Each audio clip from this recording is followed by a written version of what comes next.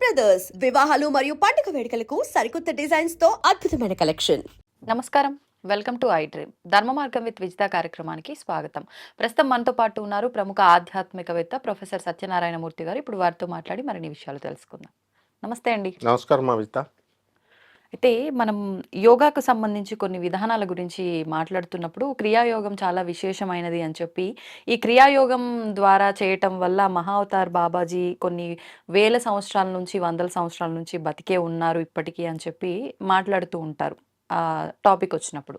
అయితే దీనికి సంబంధించి కొంతమంది ప్రముఖులు, సెలబ్రిటీలు కూడా ఎవ్రీ ఇయర్ కానివ్వండి కుదిరినప్పుడల్లా హిమాలయాస్కి వెళ్ళి అక్కడ మహావతార్ బాబాజీకి సంబంధించిన గుహ ఏదైతే ఉందో అక్కడికి వెళ్ళటం, ఆయన్ని కలవటం కూడా జరుగుతుంది అని చెప్పి, ఉదాహరణకి రజనీకాంత్ గారు కూడా వెళ్ళి వస్తుంటారని చెప్పి మనం వింటూ ఉంటాం. నిజంగా అంటే క్రియాయోగా చేస్తే ప్రతి ఒక్కరికి ఇలాంటి అంటే మరీ వేల సంవత్సరాలు కాకపోయినా కనీసం ఉన్న ఆ లైఫ్ స్పాన్ని హెల్దీగా ఉంచుకునే ఒక అవకాశం ఉంటుందా అందరికీ? లేదు అంటే వాళ్ళంతా కారణ జన్ములులా భావిస్తాం కాబట్టి వాళ్ళకి మాత్రం ఇలాంటి అవకాశాలు ఉన్నాయా? దాని గురించి మాట్లాడుకుందాం గురూజీ. తప్పకుండా అమ్మా. అంటే ప్రతి ఒక్కరికి అవకాశం ఉంది. కాకపోతే మనము డివోషన్, భక్తి స్ట్రాంగ్గా ఉండాలా, సంకల్పం, డిటర్మినేషన్ బాగా గట్టిగా ఉండాలా, అండ్ డెడికేటెడ్గా చేయాలి. ప్రతి ఒక్కళ్ళు పూజ చేస్తాము, ప్రతి ఒక్కళ్ళు తిరుపతి వెళ్తాము, బెజవాడ వెళ్తాము, దుర్గమ్మ తల్లిని. అందరికీ కోరికలు ఎంతో కొంత తీరుతూ ఉంటాయి. కానీ ఆదిశంకరులకు మాత్రమే అమ్మవారు ఎందుకు దర్శనం ఇవ్వాలి అంటే కారణ జన్ముడని కాదు. ప్రతి ఒక్కళ్ళు కూడా ట్రాన్స్ఫర్మ్ అవ్వాలి, ఎవాల్వ్ అవ్వాలి. వాళ్ళు కూడా మనలాంటి వాళ్ళే.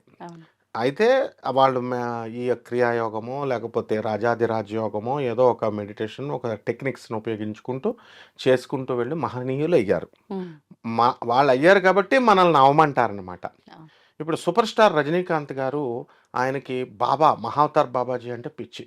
ఎందుకంటే ఆయన ఉద్యోగం లేనప్పటి నుంచి ఆయన ఎవరో ఒకళ్ళు మహావతార్ బాబాజీ దగ్గరికి వెళ్ళి దర్శనం చేసుకోమని సలహా ఇస్తే అక్కడికి వెళ్ళడం, ఆయన ఆ క్రియాయోగం చేసుకోమని చెప్తే, ఆ తర్వాత ఆయనకి బస్ కండక్టర్గా జాబ్ రావడము, అదంతా ఆ రెస్ట్ చెన్నైలో ఒక సెంటర్లో బస్సు ట్రాఫిక్ జామ్ అవుతుంటే ఆయన సిగరెట్ కొంచెం ఇలా స్టైల్గా వేసుకోవడము, కరెక్ట్గా నోట్లో పడ్డము, స్టైలిష్నెస్ని చూడడము ఒక నిర్మాత. ఇవంతా మహావతార్ బాబాజీ లీలలన్నమాట. సో అది చూడగానే ఆ నిర్మాత ఆయనకు ఆఫర్ ఇవ్వడము, ఆ తర్వాత చిన్న చిన్నగా ఆయన సూపర్ స్టార్ అయిపోయారు. ప్రతి సంవత్సరము వీలున్నంత వరకు కూడా వీలున్నప్పుడల్లా హిమాలయ కేవ్స్కి వెళ్ళి అక్కడ మహావతార్ బాబాజీ గారిని దర్శనం చేసుకుంటారు. అయితే ఈ ఎవ్రీ ఇయర్ మెచ్యూరిటీ పెరుగుతూ ఉంటుంది. స్టార్టింగ్ ఇయర్లో సాధన అనేటటువంటిది అందుకే ఎక్కువ చేయాలి. సాధన, దైవనామ సంకీర్తన, ఇవన్నీ కూడా. ఇప్పుడు ఏం జరుగుద్దంటే మనకి ఈ మహావతార్ బాబాజీ ఈ క్రియాయోగ టెక్నిక్ని కనిపెట్టారు ఆయన. ఈ హిమాలయాస్ కేవ్స్లో ఇప్పుడు ఎక్కడైతే ఉందో అక్కడ ఉత్తరాఖండ్ దగ్గర, అక్కడ యోగదా సత్సంగ్ అని మన గురువు గారు, ఇదిగో పరమహంస యోగానందుల వారు ఈయన గురువు పేరు యుక్తేశ్వర్ గిరి, ఆయన గురువు పేరు లహరి మహాశయుడు, ఆయన గురువే మహావతార్ బాబాజీ. ఈ హిమాలయ ఈయన యోగదా సత్సంగ్ అని ఒక సంస్థను స్థాపించారు, Ranchi headquarters. And autobiography of yogi అని ఒక బుక్ రాశారు, ఆయన స్వయం అనుభవాలు. అలాగే క్రియాయోగం గురించి ఇందులో టెక్నిక్స్ అన్ని రాస్తారు, తెలుగులో ఒక యోగి ఆత్మకథ. ఇప్పుడు ఏమైందంటే మహావతార్ బాబాజీ గారు ఆ హిమాలయ కేవ్స్లో ఉండి ఆయన తన శిష్యుడైనటువంటి లహరి మహాశయుడికి బోధిస్తారు.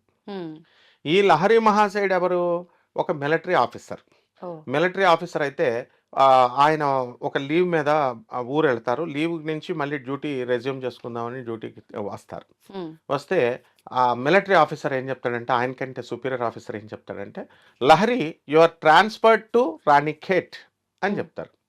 ఈయనకి చాలా ఆనందం వేసేస్తుంది. ఎందుకని, రాణిఖేట్ దగ్గర హిమాలయాస్ ఆ ఉత్తరాఖండ్లో సాయంత్రం మాటలు యోగులు ఉంటారు, తపస్సులు చేసుకుంటారు. సాయంత్రం వరకు డ్యూటీ చేసేసుకుందాం, సాయంత్రం నుంచి ఋషులమ్మట మనం వెతుక్కుందామని చాలా ఆనందపడిపోయి వెళ్ళిపోతారు.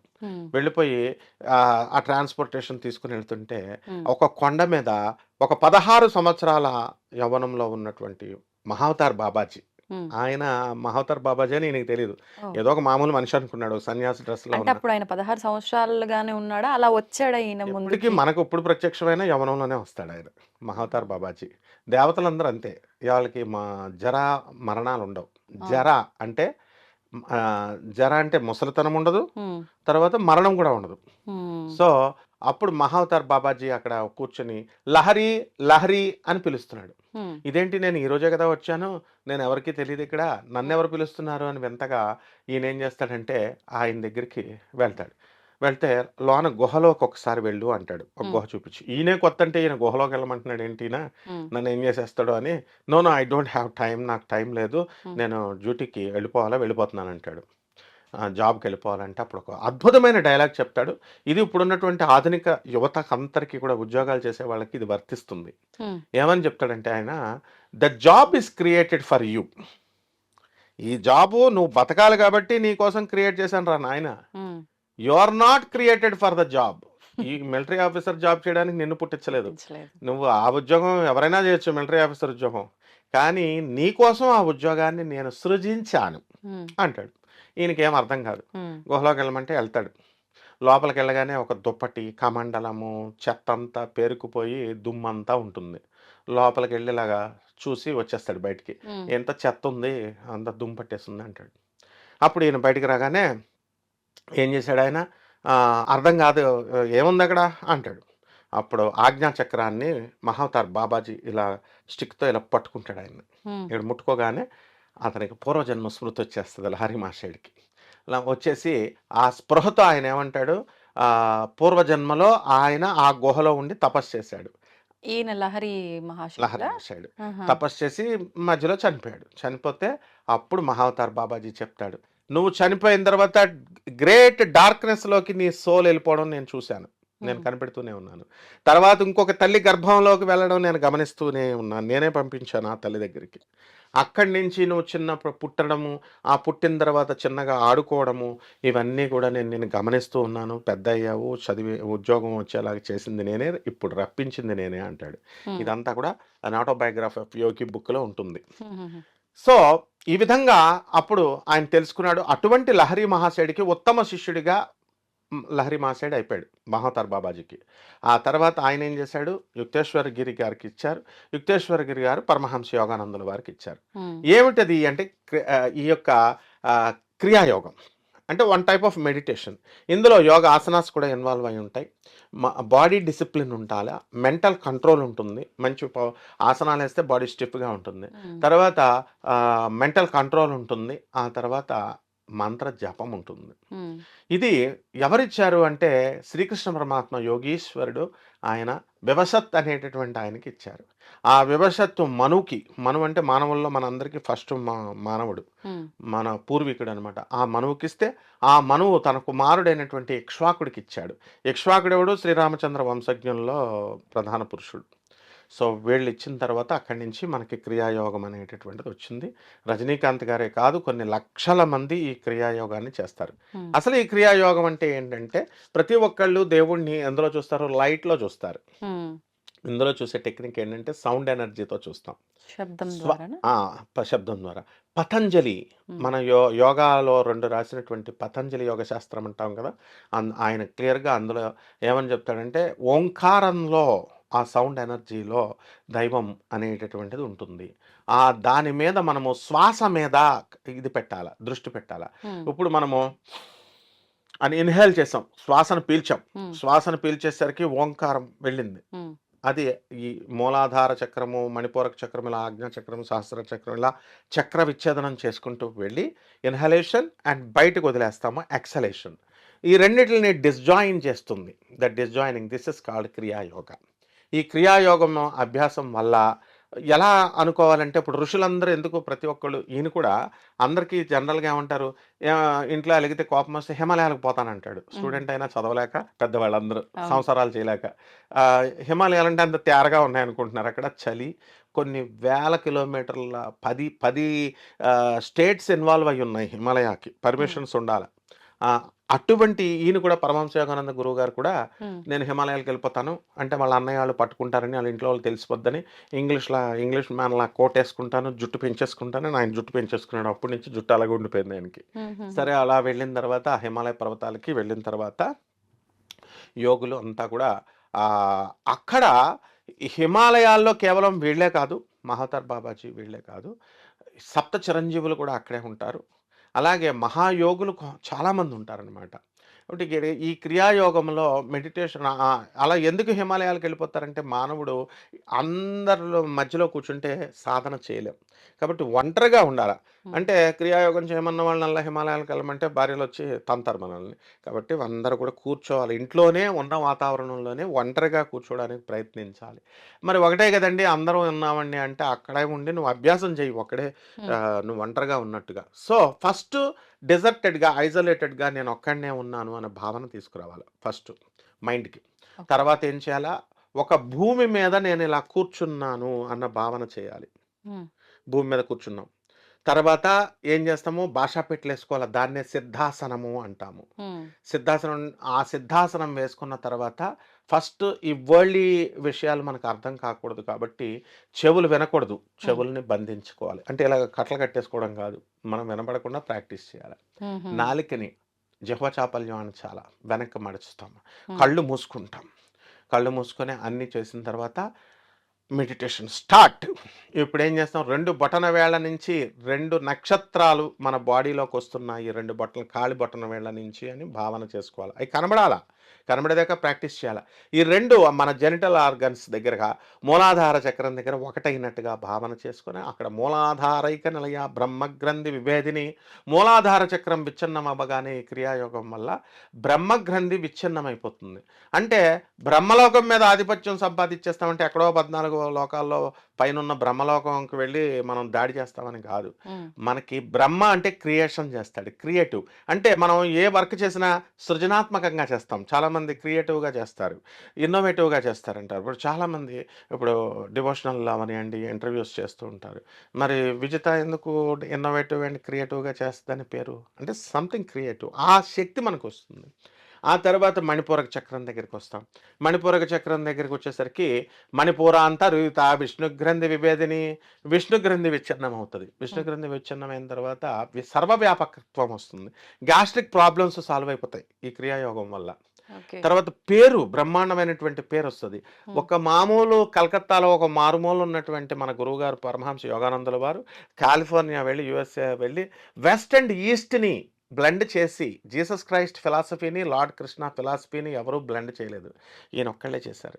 చేసి ఫాదర్ ఆఫ్ ద వెస్ట్ అంటారు ఈయన్ని. ఓకే. సో, అటువంటి స్థాయికి ఈ క్రియాయోగం అనేటటువంటిది తీసుకెళ్ళింది. హ్మ్. ఆ తర్వాత అలా వెళ్ళిపోతూ ఇలాగా అనాహత చక్రం, విశుద్ధ చక్రం ఇక్కడికి వెళ్ళి ఆజ్ఞా చక్రం దగ్గర ఆ స్టార్‌ని ఆపాలి. ఆ స్టార్‌ని ఆపిన తర్వాత ఆ స్టార్ అక్కడ మిళుకు మిళుకు మెరుస్తా ఉంటది. సో, ఆజ్ఞా చక్రాంతరాళ స్టార్ రుద్రగ్రంథి విభేదిని ఆజ్ఞా చక్రం దగ్గరికొచ్చేసరికి రుద్రగ్రంథి విచ్ఛిన్నమైపోతుంది. అంటే లయకారక తత్వం వస్తుంది. హ్మ్. అంటే ఏంటి శివుడేం చేస్తాడు? చెప్పిన మాట వినేదాకా చెప్తాడు మర్యాదగా. చెప్పింది వినకపోతే దక్ష ప్రజాపతి ఏం చేస్తాడు? ఆయన్నేం చేస్తాడు? తలకాయ తీసేస్తాడు. బ్రహ్మదేవుడు తలకాయనే తీసేసాడు. అంటే ఎవడిని ఎలా కంట్రోల్ చేయాలి? టైమ్ మేనేజ్‌మెంట్ ఎలా చేయాలి? మనుషులందరినీ కూడా కంట్రోల్‌లో ఎలా పెట్టాలి? హ్మ్. ఎనిమీస్‌ని ఎలా కంట్రోల్ చేసుకోవాలి అనేది ఈ క్రియాయోగం చేయడం వల్ల వస్తుంది. ఆ ఓకే. తర్వాత ఆజ్ఞా చక్రం నుంచి సహస్రార చక్రంకెళ్తాం. మళ్ళీ అక్కడ సహస్ర కమల నయనాలతో చక్కగా పద్మాలతో రేఖల మీద మణిపూరక చక్రంలో ఆ యొక్క దివ్యశక్తి మనకి మన ఆత్మశక్తి అక్కడ ఉంటుంది. ఆవిడే హ్మ్. లలితామ్మవారు అంటాం. శివుడే అంటాం. విష్ణువు అంటాం. అక్కడి నుంచి మళ్ళీ తీసుకొచ్చి ఆజ్ఞాచక్రం మీద నిలబెట్టేస్తాం. ఇక ఈ బాడీ అంతా లేదు. మనము ఈ యొక్క కొండ మాయమైపోయిందనుకోవాలా. మరి పడిపోతాం కదండీ! కొండకి మాయమైపోతే అని డౌట్ రావచ్చు. ట్వింక్లింగ్ స్టార్, షైనింగ్ స్టార్ పైన ఆకాశంలో ఎలాగ ఏ ఆధారం లేకుండా మెరుస్తుందో, అలాగా అది మెరుస్తూ ఉన్నట్టుగా మనం ఇక్కడ చూస్తూ ప్రాక్టీస్ చేస్తాం. సో, అహం బ్రహ్మాస్మి నేనే బ్రహ్మని. త్వాం హి, త్వాంగ్ హి నేనే అని జెప్పేసి గురువుగారి ఫ్రీక్వెన్సీని బట్టి, మన యొక్క బాడీ ఫ్రీక్వెన్సీని బట్టి మనం మంత్రాలు ఇవ్వడం జరుగుతుంది. ఆ మంత్ర జపం చేసుకుంటూ కొంతమంది ఓంకారం చేస్తారు. ఆ మంత్ర జపం చేయడం ద్వారా శ్వాస మీద ధ్యాస పెట్టాలి. అప్పుడు మరణయోగం పోతుంది. హ్మ్. రోగబాధలు తగ్గిపోతాయి. ఒబెసిటీ, గ్యాస్ట్రిక్ ప్రాబ్లమ్ పెద్ద పెద్ద క్యాన్సర్‌లు కూడా తగ్గిపోతాయి. శత్రువుల బాధలు తగ్గిపోతాయి. అంటే మందు లేకుండా క్యాన్సర్ తగ్గిపోద్ది అనకూడదు, మందులు వాడుకోవాలా. దీని మీద ఫుల్ కాన్సన్ట్రేటెడ్గా నమ్మి పరమహంస యోగానందుల వారిని నమ్మితే కనుక ఖచ్చితంగా మహావతార్ బాబాజీ ఎందుకు అటెండ్ అవడు? ఇప్పుడు శ్రీకృష్ణ పరమాత్మ కుచేలుని రక్షించాడు, అందరినీ కుబేరులను చేశాడా? మన అందరినీ ఓన్లీ కుచేలుని చేశాడు, ఆయన నమ్మాడు కాబట్టి. అర్జునుడికి ఫుల్ కోఆపరేషన్ ఇచ్చాడు, మనందరికి కోఆపరేషన్ ఇస్తున్నాడా? అర్జునుడు అంతగా నమ్మాడు కాబట్టి. అలాగే మనం కూడా రజనీకాంత్ని సూపర్ స్టార్ చేశాడు, లైవ్ ఎగ్జాంపుల్. రియల్ టైం దేవుడు ఈయన, ఎప్పుడో దేవుడు కాదు ఈయన. పురాణాల దేవుడు, లేకపోతే పురాణాల కల్పితాలు, మైథలాజికల్ స్టోరీస్లో దేవుళ్ళు కాదు వీళ్ళు. నిజమైనటువంటి మనతో పాటు జీవిస్తున్న సాఫ్ట్వేర్ ప్రాజెక్ట్ అంటాం, రియల్ టైం ప్రాజెక్ట్స్ అంటాం. ఈయన కూడా రియల్ టైం దేవుడు మన మహావతార్ బాబాజీ. కాబట్టి అందరూ వెళ్ళొచ్చు, వెళ్ళి క్రియాయోగం మనకి ఆయన వెంటనే మన ఆజ్ఞా చక్రాన్ని ఏ చక్రాలు కావస్తే ఆ చక్రాలన్నీ కూడా యాక్టివేట్ చేసేస్తాడు. పరమహంస యోగానందుల వారు స్థాపించినటువంటి యోగదాస్ సత్సంగ్, అక్కడే ఆశ్రమం ఉంది, అక్కడ అందరికీ ఆశ్రయం ఇస్తారు. హిమాలయ కేవ్స్లో అత్యంత తక్కువతో చక్కగా అందరూ కూడా వెళ్ళి మహావతార్ బాబాజీని దర్శనం చేసుకోవచ్చు.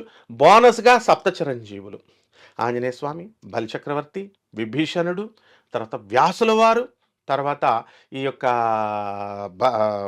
ఇంకా సప్త చిరంజీవుల్లో అశ్వత్థామ, మన కల్కి సినిమాలో చూపించారు కదా, కృపాచార్యుల వారు, వీళ్ళందరూ కూడా ఈ సప్త చిరంజీవులు అందరూ కూడా మనకి అక్కడ దర్శనం అవుతారు. కాబట్టి మన యొక్క అదృష్టాన్ని బట్టి మన మహావతార్ బాబాజీ కంపల్సరీ దర్శనం అవుతారు.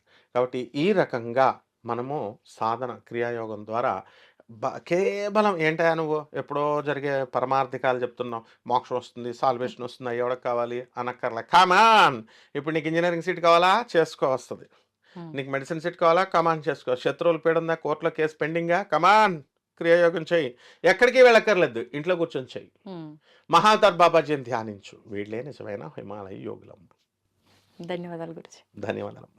And for more videos, Please subscribe to iDream. Please subscribe to iDream. Please subscribe iDream. And please subscribe to iDream. For more videos, subscribe to iDream. please like, share, and subscribe to the channel. Congratulations, iDream. Subscribe to iDream. Subscribe to iDream. So subscribe to iDream Media. iDream ki iDream team andarki huge congratulations. Please subscribe iDream Media. Please subscribe to iDream. Subscribe iDream. Please subscribe to iDream. iDream అంటే నా కళల ఛానల్ను subscribe చేసుకున్న నోరు తిరుగుతలేదు, మీరైతే గంట గుర్తు కొట్టండి. For more such videos, please subscribe to iDream. Subscribe to iDream. Please subscribe to iDream. Please subscribe iDream Media. Please do subscribe to iDream. Please subscribe to iDream Media. For best entertainment and information, please subscribe iDream. And don't forget to subscribe to iDream.